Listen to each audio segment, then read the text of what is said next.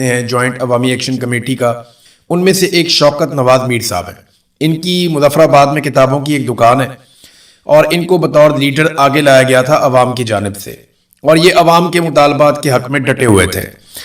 شوکت نواز میر صاحب جو ہیں وہ مظفر آباد میں کہیں پہ روپوش تھے. جب چھاپے مارے جا رہے تھے، ان کو گرفتار کرنے کی کوشش کی جا رہی تھی، تو راولہ کوٹ کے اندر جو اس وقت احتجاج چل رہا ہے وہاں پہ جوائنٹ عوامی ایکشن کمیٹی کے عہدیداران نے شوکت نواز میر صاحب سے درخواست کی کہ جناب آپ پہنچیں اور راولہ کوٹ میں آئیں. یہاں پہ عوام جو ہے وہ آپ کا انتظار کر رہی ہے تاکہ یہاں سے ہم کوئی لایا عمل بنائیں اور آگے کی طرف اگر مارچ کرنا ہے یا آگے بڑھنا ہے تو وہ کاروائی کی جائے. اب شوکت نواز میر صاحب جو ہیں وہ جہاں پہ چھپے ہوئے تھے وہاں سے نکلے اور پھر انہوں نے راولہ کوٹ کی طرف بڑھنا شروع کیا.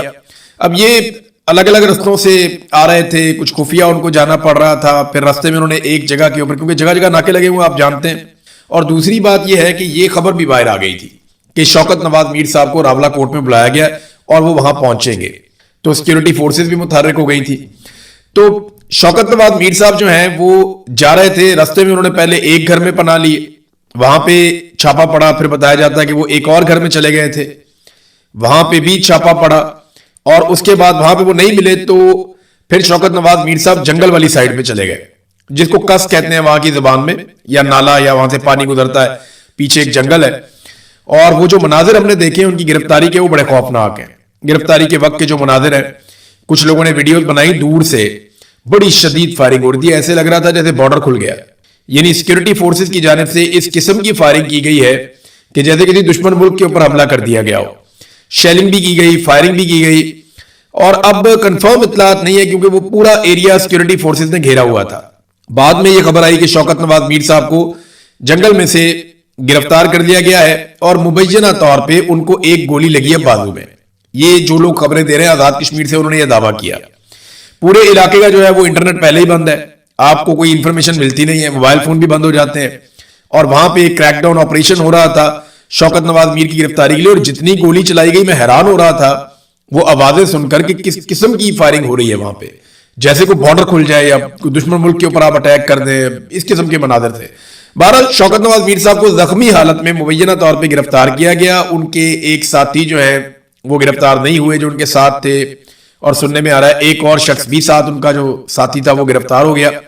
ابھی تک کی جو اطلاعات ہیں وہ یہ بتا رہی ہیں کہ شوکت نواز میر صاحب کو گرفتار کرنے کے بعد آزاد کشمیر سے باہر لے جایا گیا. اب آزاد کشمیر سے نکالیں گے تو راولپنڈی لے کر جائیں گے. اب آزاد کشمیر میں شوکت نواز میر صاحب نہیں ہے، یہ آزاد کشمیر کا میڈیا کلیم کر رہا ہے. وہ یہ کہہ رہا ہے کہ جیسے ہی انہیں سیکیورٹی فورسز نے پکڑا تو وہ انہیں لے کر نکل گئے اور آزاد کشمیر کی حدود فوری طور پہ چھوڑ دی. تو یہ سیکیورٹی فورسز کی ایک بڑی کامیابی ہے کہ اس تحریک کا ایک مین آدمی وہ سیکیورٹی فورسز کے ہاتھ لگ گیا.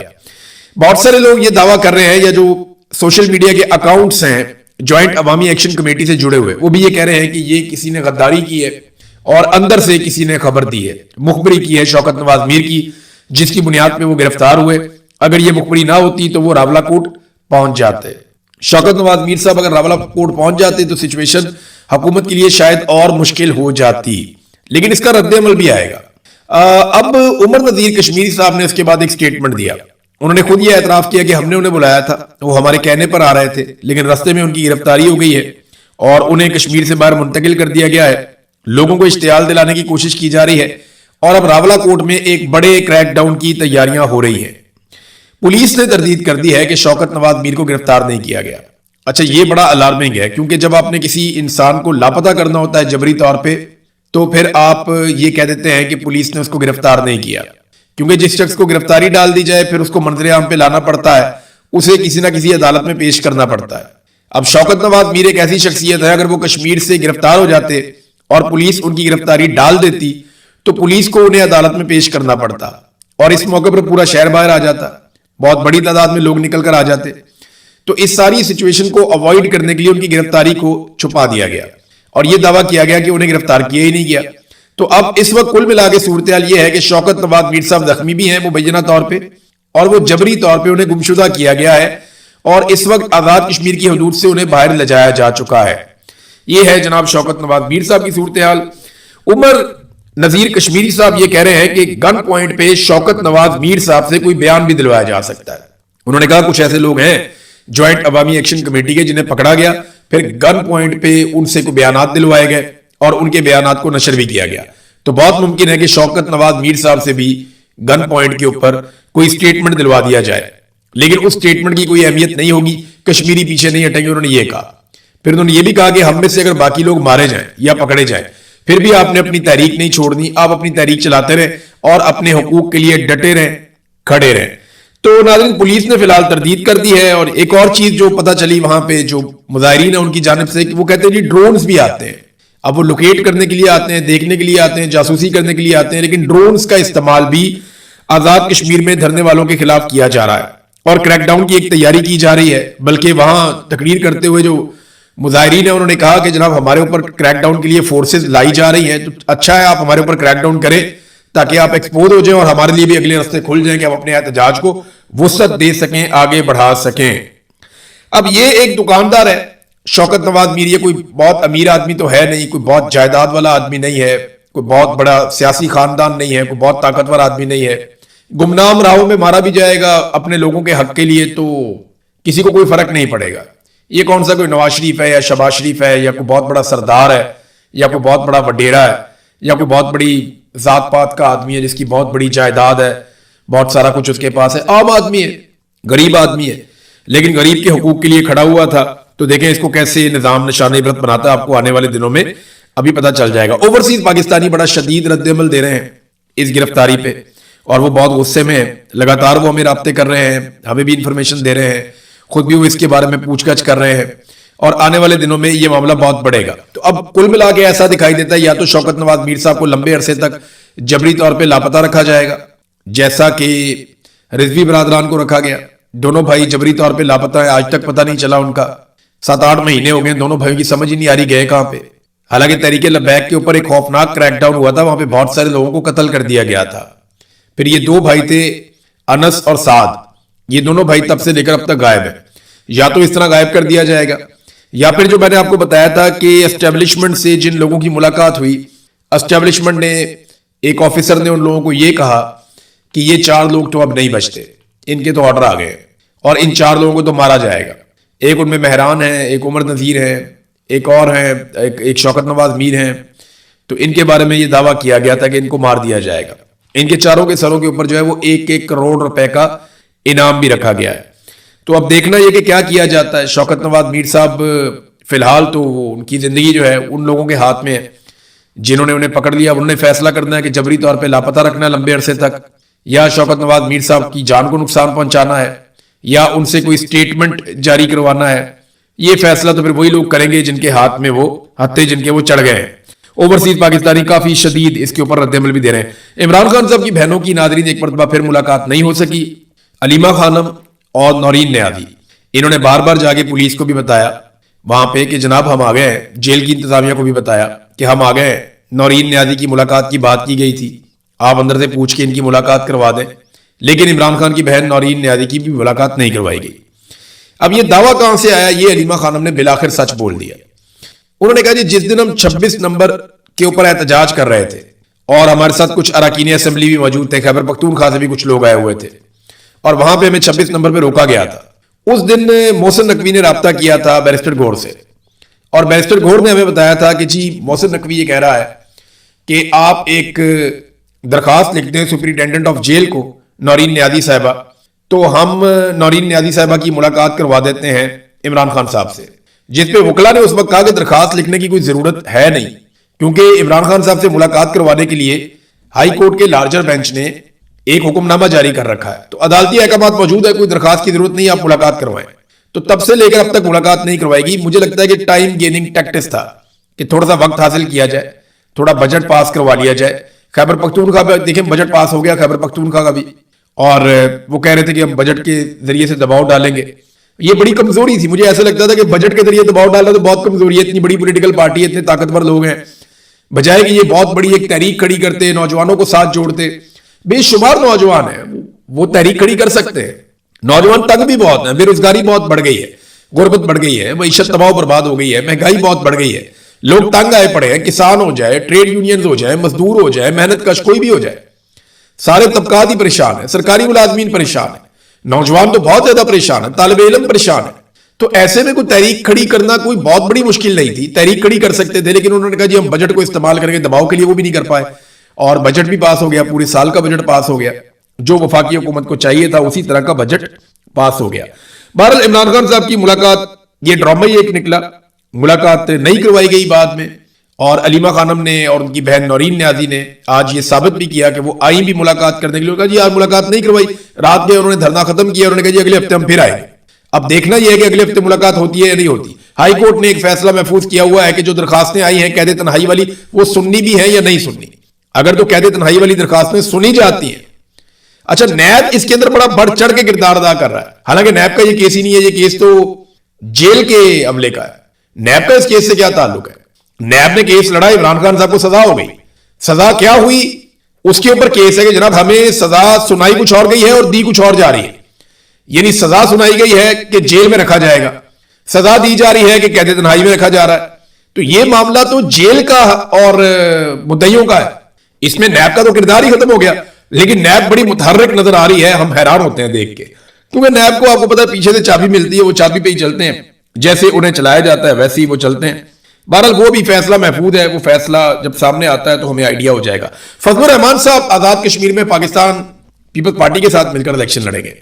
میں نے آپ کو کئی مرتبہ فضل الرحمان صاحب کے بارے میں یہ بتایا کہ وہ بڑے اچھے کام بھی کرتے ہیں، کبھی کبھی بڑی اچھی بات چیت بھی کر لیتے ہیں، کبھی کبھی بڑی اچھی آواز بھی اٹھا لیتے ہیں کبھی کبھی، لیکن ایک بات میں آپ کو ہمیشہ بتاتا ہوں اور بار بار بتاتا ہوں کہ فضل الرحمان صاحب سسٹم ہے، سسٹم کا حصہ نہیں ہے، خود سسٹم ہے، اور وہ سسٹم کے بغیر کبھی بھی نہیں جی پائیں گے۔ فضل الرحمان کا موقف کبھی بھی اصولی نہیں ہوتا، فضل الرحمان صاحب کا موقف ہمیشہ وصولی ہوتا ہے۔ تو اس مرتبہ انہوں نے بڑی اچھی وصولی کی، ان کو آئیڈیا ہے کہ آزاد کشمیر میں پیپلز پارٹی کی حکومت بنا کر دی جائے گی، تو تاریخ میں پہلی بار پیپلز پارٹی اور جے یو آئی کا اتحاد ہو گیا، اور بلاول کہتے ہیں جی ہم تو چاہتے ہیں کہ بلوچستان میں بھی ہمارا اتحاد ہو جائے۔ بہرحال آزاد کشمیر میں یہ مل کر الیکشن لڑیں گے۔ تو فضل الرحمان صاحب نے پہلے آزاد کشمیر کی بات کی، پھر آزاد کشمیر میں مذاکرات کروانے کی بات کی، پھر وہاں پہ جو احتجاج ہو رہا تھا اس کو رکوایا، پھر ان کے لوگوں کے ساتھ رابطہ وابطہ کیا، اور یہاں انہوں نے اپنی پوزیشن کو تھوڑا اوپر لے کر آئے۔ جیسے ہی وہ اپنی پوزیشن کو اوپر لے کر آئے تو وصولی ہوگی کہ جناب پیپلز پارٹی کے ساتھ آپ کا اتحاد کروا دیتے ہیں، آپ آزاد کشمیر میں حکومت بنا لیں اور آپ آزاد کشمیر کے کرتا دھرتا بن جائیں، وزارتیں شدارتیں بھی مل جائیں گی۔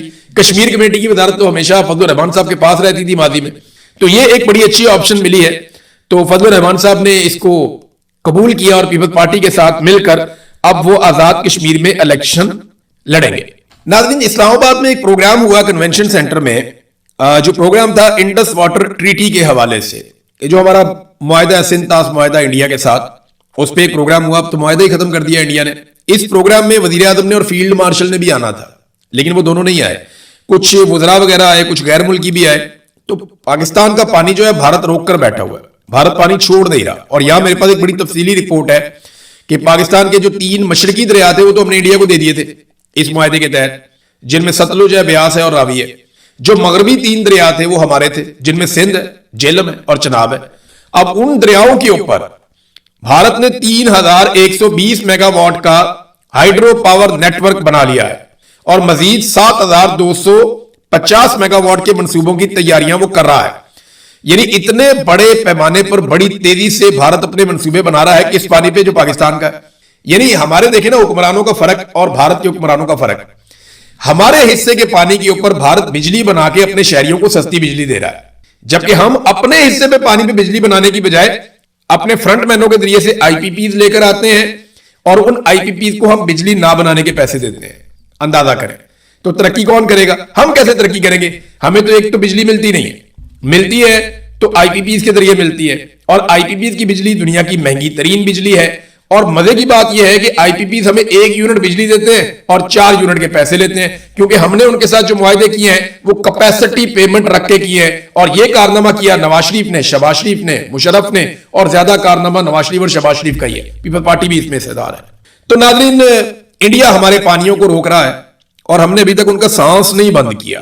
یعنی ہمارا دعویٰ ہے کہ ہم تمہارا سانس بند کر دیں گے، تو ابھی تک انڈیا کا سانس نہیں بند کیا۔ وہاں سے آنے والے پانی کو باندھ کے بھارت کنٹرول کر رہا ہے۔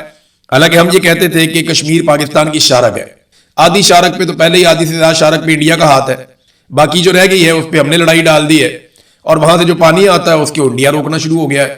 تو یہ پاکستان کے لیے الارمنگ سچویشن ہے اس میں پاکستان کی حکومت کو، پاکستان کی اسٹیبلشمنٹ کو، کیونکہ ابھی اکٹھے ہی کام کر رہے ہیں یہ لوگ، پورا زور لگا کر کام کرنا چاہیے. دنیا بھر کے ممالک میں اس معاملے کو اٹھانا چاہیے، یو این میں جا کے اٹھائیں، ہر فورم کے اوپر اس معاملے کو اٹھائیں. اور اگر آپ کو کہیں سختی کر کے، نرمی کر کے، کچھ بھی کر کے، آپ کو ڈپلومیسی کر کے اپنا پانی کھلوانا ہے جیسے بھی ہو، اور انڈیا سے اپنے پانی کا حق ہر حال میں آپ نے واپس لینا ہے. اب اضافی بجلی پاکستان میں ہے ناظرین. اس وقت جو ہمارے پاس آئی پی پیز ہے نا، ان کی کیپیسٹی اگر آپ دیکھیں تو یہ لگ بھگ 40,000 میگا واٹ سے بھی زیادہ کی ہے. ہماری ضرورت اتنی نہیں ہے، بہت تھوڑی ہے، لیکن پھر بھی لاہور سمیت پنجاب میں ہر جگہ پہ لوڈ شیڈنگ ہو رہی ہے. خیبر پختونخوا میں ہر طرف لوڈ شیڈنگ ہو رہی ہے. اور پتہ کتنی لوڈ شیڈنگ ہو رہی ہے؟ ہر گھنٹے بعد لائٹ چلی جاتی ہے، 2 گھنٹے بعد لائٹ چلی جاتی ہے، ہر 2 گھنٹے بعد، کبھی 1 گھنٹے بعد وہ لائٹ چلی جاتی ہے، اور 1 گھنٹہ 2 گھنٹہ بھی لائٹ چلی جاتی ہے. لوگ سوشل میڈیا کے اوپر بار بار شکایت کر رہے ہیں کہ جناب ایک تو آپ بجلی اتنی مہنگی دیتے ہیں، پھر آپ نے بجلی اتنی زیادہ بنا لی ہے اور اس کے پیسے آپ ہم سے لیتے ہیں، پھر بھی آپ لوڈ شیڈنگ کرتے ہیں. یعنی جو قوم کیپیسٹی پیمنٹ دے رہی ہو اس کے اوپر لوڈ شیڈنگ کرنا تو سزائے موت ہو جانی چاہیے ان لوگوں کو جنہوں نے یہ کیا ہے. میں آپ کو مثال دیتا ہوں کہ آپ پیسے پتہ کون سے دے رہے ہیں کہ آپ بجلی بنائیں نہ بنائیں، ہم آپ کو اضافی پیسہ دیتے رہیں گے، اور آپ کو لانے کا مقصد یہ ہے کہ ہماری ضرورت کی بجلی کبھی بھی ختم نہ ہو. یہ مقصد تھا نا آئی پی پیز کو لانے کا، کہ جتنی ہمیں بجلی چاہیے ہم نے اس سے زیادہ کیپیسٹی لگا لی ہے، جتنی ہمیں چاہیے ہوگی آپ سے خریدا کریں گے، اور جو آپ نہیں بنائیں گے اس کے ہم آپ کو پیسے دیں گے. وہ کیپیسٹی پیمنٹ ہم انہیں ابھی بھی دے رہے ہیں. اگر وہ 1 یونٹ بجلی نہ بنائے نا، پھر بھی ہم اگر ان کو 100 میگا واٹ کا لگایا ہوا نا تو 100 میگا واٹ کے پیسے ہم ان کو دیں گے. پیسے ہم انہیں دے رہے ہیں، اور لوڈ شیڈنگ پاکستان میں ہو رہی ہے، دبا کے ہو رہی ہے. 10 سال پہلے جب یہ خاندان نعرے لگاتا تھا، دعوے کرتا تھا جناب ہم پاکستان سے لوڈ شیڈنگ کو ہمیشہ کے لیے ختم کر دیں گے، آپ ہمیں ہمیشہ یاد رکھیں گے، آپ کو یاد رہے گا کہ ہم نے پاکستان کے اوپر پتہ نہیں کتنا احسان کر دیا ہے. اور آج آپ دیکھیں نا کس طریقے سے انہوں نے لوڈ شیڈنگ کا ایک مرتبہ پھر بازار گرم کر دیا ہے. شیخ رشید نے کہا تھا کہ کوئی بجلی خریدنے کے قابل بھی نہیں رہے گا، لوگ اپنے میٹر اتروا لیا کریں گے. ناظرین ایف بی آر کی صورتحال یہ ہے کہ 1,000 ارب کا شارٹ فال ہوا ہے ایف بی آر میں، 1,000 ارب کا شارٹ فال. اور مزے کی بات یہ ہے کہ chairman F B R Vienna میں پارکو بورڈ کے اجلاس میں شرکت کے لیے 6 جولائی تک چھٹیوں پر ہے. یعنی وہ ویانا میں جا کے چھٹیاں منا رہے ہیں، اور ادھر 1,000 ارب کا پاکستان کو شارٹ فال ہو گیا ہے. یہ ہے پاکستان میں سنجیدگی. ناظرین افغانستان کی جانب سے ایک مرتبہ پھر پاکستان کے اوپر اٹیک کیا گیا، پاکستان کے علاقوں پہ. اس سے پہلے پاکستان کی جانب سے پکتیکا میں اور کنڑ کے اندر اٹیک کیا گیا، ایئر فورس نے وہاں جا کر حملے کیے. پاکستان کی جانب سے دعویٰ کیا گیا کہ وہاں پہ ٹی ٹی پی کے ٹھکانوں کو نشانہ بنایا گیا، جبکہ افغانستان نے ڈرون حملے کیے ہیں، جن میں سے غالباً 4 حملے خیبر پختونخوا میں اور 3 حملے بلوچستان میں چمن کے علاقے کے آس پاس ہوئے ہیں. اور ان حملوں میں اب تک کی اطلاع کے مطابق جو زخمی ہیں ان کی اطلاع آئی ہے، کچھ ایک خاتون کے جاں بحق ہونے کی بھی اطلاع آئی ہے. باقی بھی خبریں آ رہی ہیں، تفصیل آئے گی تو میں آپ کو بتاؤں گا. لیکن کافی فائرنگ شائرنگ بھی ہوئی ہے بارڈر پہ، اور افغانستان نے دعویٰ کیا کہ ہم نے داعش کے اوپر اٹیک کیا ہے. اب یہ دونوں ممالک ایک دوسرے کے اوپر اٹیک کرتے ہیں تو بیٹھ کے بات چیت کریں، اور دونوں ممالک ایک دوسرے کی مدد سے دہشت گردی کو ہمیشہ کے لیے ختم کریں. یہ تو آئیڈیل سچویشن ہے. لیکن آپ نے ایک بات پہ غور نہیں کیا، جتنا عرصہ پاکستان کی قیادت الجھی رہی ہے ایران کے معاملات میں، امریکہ، اسرائیل اور ایران کی لڑائی کے اندر، گلف کے ایشوز کے اندر، تب تک پاکستان کا افغانستان کے ساتھ کوئی مارکا نہیں ہوا. جتنا عرصہ وہاں لڑائی چلتی رہی نا، وہ لڑائی چلتی رہی، ہم وہاں پہ انگیج رہے، ہم وہاں پہ انگیج رہے. جیسے ہی وہاں سے تھوڑے سے فارغ ہوئے، ساتھ ہی افغانستان کے ساتھ لڑائی شروع ہو گئی. یہ علیمہ خانم نے بھی کہا تھا، اور باقی لوگ بھی کہہ رہے تھے کہ ہم حیران ہوتے ہیں کہ جب یہ لوگ انگیج ہو جاتے ہیں تو دہشت گردی بھی بند ہو جاتی ہے. تو یہ بہت حیرت والی بات ہے، ان چیزوں سے سوالات اٹھتے ہیں. تو کہیں پہ بھی مصروف رہیں، جو روٹین کے معاملات ہیں وہ چلتے رہنے چاہیے. ناظرین آخری خبر میں ایران کے حوالے سے آپ کو دوں کہ ایران میں جو معاملات ہیں نا، وہ پوری طرح سے ایسا لگتا ہے کہ جو اسٹیٹ کے معاملات ہیں وہ ان قوتوں کے کنٹرول میں ہیں جو بہت اینٹی امریکہ ہے. یعنی ابھی باقر کالیباف کا ایک انٹرویو چل رہا تھا ایران میں، ان کے اپنے سرکاری ٹی وی پہ، تو وہ جب تک امریکہ کے خلاف بات چیت کرتے رہے، مذاکرات کے حوالے سے باقی چیزوں پہ بات کرتے رہے، اور جب تک وہ یہ کہتے رہے کہ ہمارا ہاتھ ٹریگر کے اوپر ہے، ہم دیکھیں گے، ہم کسی وقت بھی دوبارہ لڑ سکتے ہیں، تب تک ان کا انٹرویو چلتا رہا. لیکن جیسے ہی انہوں نے تنقید کی ان